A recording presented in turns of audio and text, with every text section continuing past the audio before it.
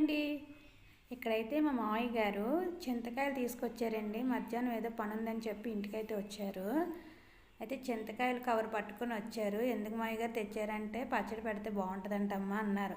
మీరు చింతకాయ పచ్చడి వేసుకుంటారా మావయ్య గారు? నేను తిరిగి క్వశ్చన్ వేసాను. ఎందుకు వేసుకోను అన్నారు. పులుపు అస్సలు తినరు కదా, చింతకాయలు ఎందుకు, చింతకాయ పచ్చడి ఎలా తింటారా అని అడిగానంటే లేదు పెడితే బాగుంటుందంట, బాగా పెట్టు అన్నారు. ఆ తర్వాత బెల్లం కూడా తీసుకొచ్చారు.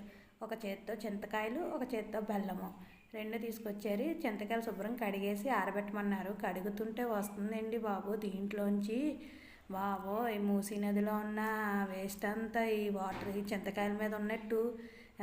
ఎన్నిసార్లు కడిగితే ఐదారు సార్లు కడితేనే కానీ నాకు తెల్ల వాటర్ అయితే రాలేదండి. ఇక్కడ బకెట్లో కూడా మార్చి కడిగాను, అయినా సరే చాలా నల్లగా వచ్చింది. ఇదేదో కొత్త రకంగా ఉండి పైన ఏదో పూతలాగా ఉందని బయటకి ఇసిరేసానండి, అస్సలు బాగాలేదు. ఇది 4వ సారి కడగడం, ఇప్పుడు 5వ సారి కడిగి ఆరబెట్టానండి. ఐ హోప్ ఈ వీడియో నచ్చితే